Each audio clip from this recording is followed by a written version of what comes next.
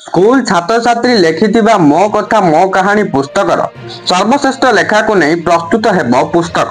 एथिरे कविता कहानी आदि स्थान पाइबो। विशिष्ट शिशु साहित्यकों द्वारा चयन पर ए सबु को एकाठी करी विभिन्न पुस्तक तैयारी करा जिवो। पुस्तक सबु ऑनलाइन प्लेटफॉर्म रे बिक्री करा जिवो। एहार सॉफ्ट कॉपी अर्थात ई बुक पिला अभिभावक और साधारण लोके पढ़ी पारिबे। यह मागणारे उपलब्ध हेबो। एने विद्यालय अगण शिक्षा विभाग पक्षरु प्रस्तुति आरंभ होइछि। विश्व ओडिया भाषा सम्मेलन अवसर रे राज्यर समस्त स्कूल नवम और दशम श्रेणी प्रत्येक छात्र छात्री निजस्व पुस्तक प्रस्तुत करथिले, जहार ना मो कथा मो कहानी।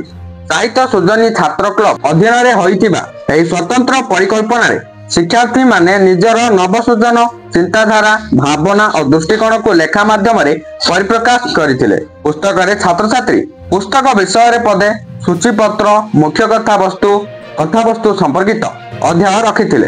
विभिन्न गल्प कविता चित्र आदि पुस्तक रे स्थान पाइथिला। ए पुस्तक लेखिथिबा छात्र छात्री को उत्साहित करिबा पई विद्यालय और गण शिक्षा विभाग पक्षरु पदक्षेप निया जायछि।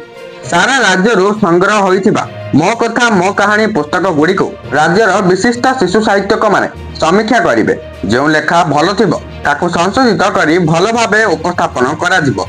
पिलांको लेखा को साहित्यक माने संपादना करिवे। एहाको पुस्तक आकार रे प्रकाश करा जिवो। सेमानक लेखा को उपस्थापन सह अलंकरण करा जिवो। परे ऑनलाइन बिक्री प्लेटफॉर्म बा ई कॉमर्स करा जिवो। एहार सॉफ्ट कॉपी पाठक माने मागणा रे पढ़ी पारिबे। एथिपई स्वतंत्र टीम गठन करा जायछि। प्रथमे साहित्यक माने पुस्तक पई कंटेंट चयन करिवे।